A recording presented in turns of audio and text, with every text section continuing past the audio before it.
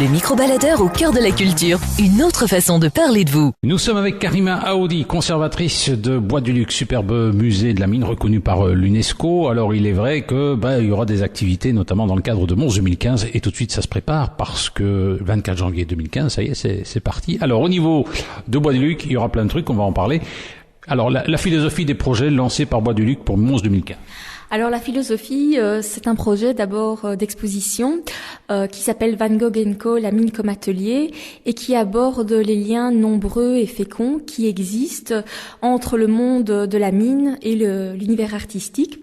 Alors, on est parti de l'expérience pionnière de Vincent Van Gogh dans le Borinage pour s'interroger sur les liens éventuels entre ces deux univers qu'on pense séparés par une frontière hermétique. Et ce projet vise à montrer donc cette grande porosité qui existe entre l'univers industriel et l'univers artistique. Il faut savoir que c'est pas qu'un projet qui est limité au 19e siècle et aux représentations traditionnelles qu'on peut avoir de la mine. Notre propos est aussi de couvrir les représentations actuelles du monde du travail et de dépasser l'expérience charbonnière et de dépasser aussi l'expérience du territoire de la région du centre et d'aborder d'autres territoires qui sont aussi aujourd'hui sous l'emprise d'une activité industrielle et économique qui soulève plusieurs questions. Nous sommes avec Karima Aoudi, qui est la conservatrice du musée de Bois du Luc. C'est où exactement Bois du Luc ? La Bois du Luc, c'est dans le bassin du centre. C'est quelle commune ? C'est Houdin-Emery et Trivière à la fois. C'est à 10 km de la Louvière. C'est pas très loin, vous savez, c'est bien. Je ne dirais pas que c'est très bien indiqué, il faudrait peut-être revoir les choses de ce côté-là, ça va en parler. Alors, cela dit, donc, Mons 2015, ça se prépare, le lien entre la mine et l'art. Mais alors, pourquoi est-ce qu'on prend l'exemple de Van Gogh ?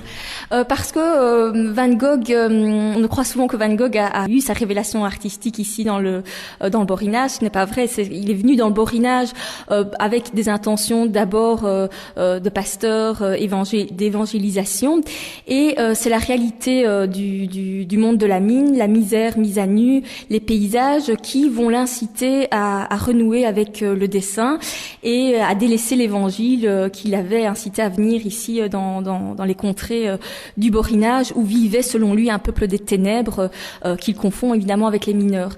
Et donc l'expérience de Vincent Van Gogh nous a servi de point de départ pour nous interroger sur tous ces liens qui peuvent exister entre le monde de la mine et le monde de l'art, mais c'est plus largement le monde du travail et c'est toute discipline artistique confondue, puisqu'on veut aussi s'intéresser aux pratiques contemporaines.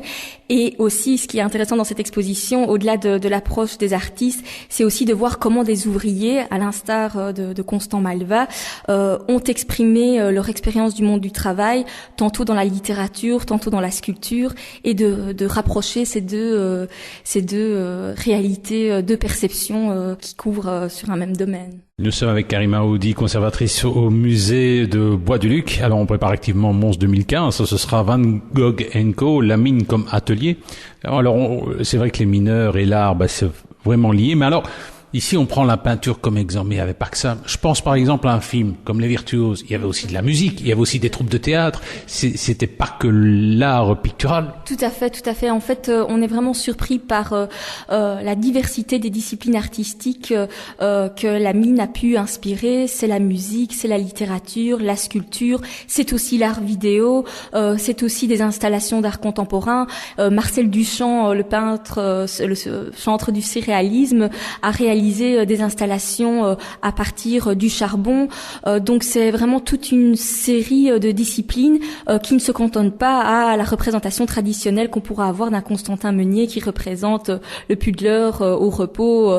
Et donc c'est vraiment intéressant de voir comment la mine est présente dans notre quotidien, mais a pu drainer l'intérêt d'artistes de toute discipline. Nous sommes avec Karima Aoudi, conservatrice du musée de Bois du Luc. Très concrètement, dans le cadre de Mons 2015, ce sera Van Gogh & Co, la mine comme atelier. Comment ça va se présenter très concrètement ? Il y aura des panneaux, il y aura des peintures. Comment ça va se passer ? Il y aura du Van Gogh ?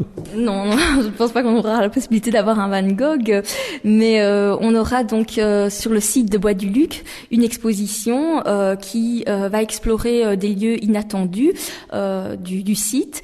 On va avoir autour de cette exposition qui sera un peu le cœur cœur de ce projet d'autres activités, notamment une création théâtrale que l'on met en œuvre avec la collaboration du Centre culturel régional du Centre. On prépare également une déambulation littéraire autour de la question de l'aliénation au travail avec la collaboration de Claude Favry et de Jean Louvet, et également un atelier d'écriture qui est vraiment à ses prémices, parce que je ne sais pas vous en dire plus pour le moment. On est en train vraiment de construire cette activité, mais donc c'est un projet d'exposition, et autour de ce projet gravitent d'autres activités, théâtre, littérature, qui montrent justement ce que vous disiez tout à l'heure, que la mine n'a pas que suscité l'intérêt des peintres ou des sculpteurs. Nous étions aujourd'hui avec Karima Aoudi, conservatrice au musée de Bois-du-Luc, reconnue par l'UNESCO. C'est un peu le pendant du centre du Bois du Casier. Vous êtes reconnue par l'UNESCO. Il y a un atlas qui va être élaboré. Qu'est-ce que c'est exactement ça, Karima ? Ah oui, c'est un atlas subjectif qui a été mené par Annelies de Wet, qui est une artiste d'origine hollandaise. Et Annelies de Wet a été invitée à l'initiative de la province de Hainaut à réfléchir sur le Hainaut, et notamment sous le prisme des sites classés au patrimoine mondial que recèle la province de Hainaut. Et Annelies de Wet a mené depuis voici un an tout un atelier de réflexion sur la représentation de ce territoire et sur ce qui représente ce territoire, que ce soit les sites miniers, les activités folkloriques.